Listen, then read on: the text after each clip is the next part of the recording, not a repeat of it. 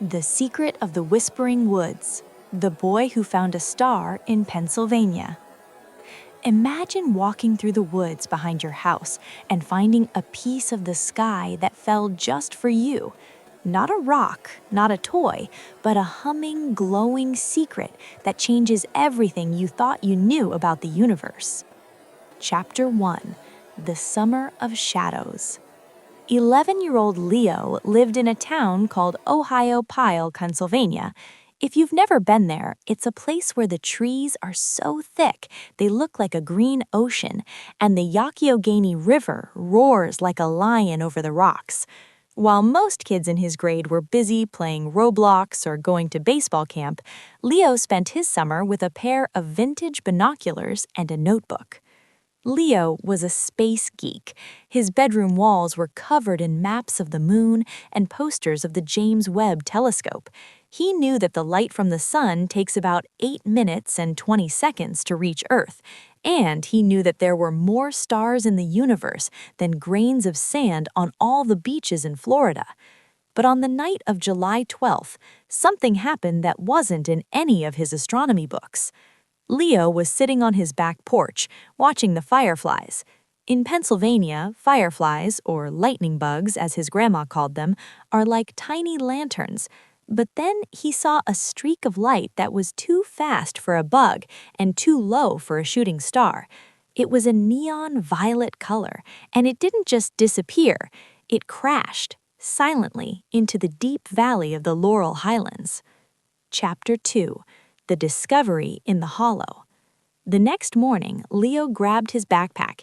He packed the essentials: a flashlight, a compass, a PB&J sandwich, and his trusty notebook.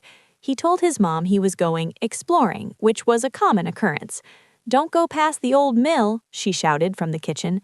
Leo nodded, but his heart was pulling him toward the mill and beyond. He hiked through the dense ferns, the air smelling of damp earth and pine needles. After 2 hours of trekking, he reached a part of the forest where the birds were oddly quiet. There, in a small clearing near a limestone cave, he saw it. It wasn't a metallic spaceship like in the movies. It looked like a jagged, translucent crystal the size of a microwave.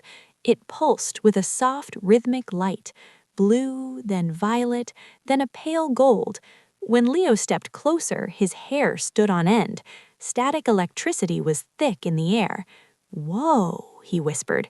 He reached out a finger. The moment he touched the surface, he didn't feel heat or cold. He felt a thought.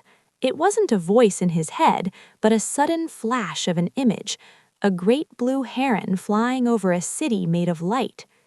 Chapter 3: The Science of the Strange. Leo realized this wasn't just a rock. He used his magnifying glass to look at the surface. Inside the crystal, there were tiny, microscopic structures that looked like honeycombs. As a kid who loved facts, he started documenting. Wait, it seemed to make the ground beneath it slightly concave, meaning it was incredibly dense. Temperature: it remained exactly 72 degrees Fahrenheit, even in the shade. Sound: it emitted a low-frequency hum, roughly 432 hertz, which Leo remembered reading was often called the heartbeat of the Earth. But the most amazing part? When Leo held his compass near it, the needle didn't point north. It spun in circles, then pointed directly at the crystal. It was a localized magnetic anomaly. Chapter 4: The Mystery Deepens. Over the next week, Leo visited the Star Stone every day. He kept it a secret, his own private piece of the cosmos. But he noticed something strange happening to the forest around it. The wilted flowers near the impact site were suddenly blooming, even though it was the middle of a dry July.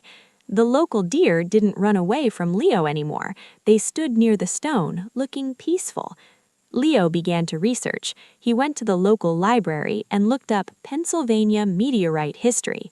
He found a dusty record from 1924 about a falling lantern that landed in the same valley, but the story had been dismissed as a legend. The librarian, Mrs. Gable, noticed his interest. You know, Leo, they say this part of the Appalachians is one of the oldest mountain ranges in the world, older than the Rockies. These mountains have seen things we can't imagine. Chapter 5. The Encounter. One evening, as the sun began to set, Leo wasn't alone. A girl from his school named Maya appeared in the clearing.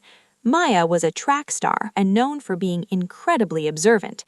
"I knew you were hiding something, Leo," she said, looking at the glowing stone. Her eyes went wide. "Is that a piece of the moon?" "I don't think it's from the moon. It's too organized. Look at the patterns," Leo said. Together, they watched as the stone began to glow brighter. As the stars appeared in the Pennsylvania sky, the stone began to project light upward. It wasn't just random light, it was a map. It projected a 3D hologram of the Milky Way galaxy onto the canopy of the oak trees. "It's a star chart. It's showing us where it came from," Maya whispered. Chapter 6. The Government Arrives. The secret didn't stay a secret forever. Strange black SUVs began appearing in Ohiopyle. Men with geological survey jackets were seen near the river. Leo and Maya knew they had to protect the stone. They feared that if the grown-ups took it, they would study it in a dark lab, and its magic, its ability to heal the forest, would vanish. They decided to move it. But how do you move something that weighs as much as a small car? "It reacts to us," Maya noticed. "When we're calm, it glows blue. When we're scared, it turns red." Leo realized the stone was sensitive to bioelectricity, the tiny electrical signals in the human body. He told Maya to hold his hand. They both closed their eyes and thought about the stone being light, like a balloon. To their amazement, the hum intensified and the stone lifted an inch off the ground. It was utilizing some form of quantum levitation. Chapter 7. The Great Escape. In a thrilling chase through the foggy Pennsylvania woods, Leo and Maya guided the floating star stone toward the limestone caves. They used their knowledge of the local trails, the Great Allegheny Passage, to outmaneuver the trucks. They reached the Hidden Falls, a waterfall that only appeared after a heavy rain. Behind the falls was a dry cavern. They tucked the stone deep inside a natural niche. As the stone settled, it gave off one final brilliant flash of white light. Leo felt a sense of "thank you" wash over him. Chapter 8. The Legacy. The geological survey teams eventually left, frustrated and empty-handed.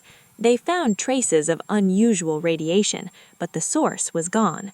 Leo and Maya became the silent guardians of the Ohiopyle secret. They didn't tell the world. They realized that some things aren't meant to be owned or analyzed under a microscope. Some things are meant to be wondered at. Years later, Leo grew up to become an astrophysicist at NASA, and Maya became a famous conservationist. They both knew that their love for science started not in a textbook, but in a quiet woods in Pennsylvania, where a piece of the stars came to say hello.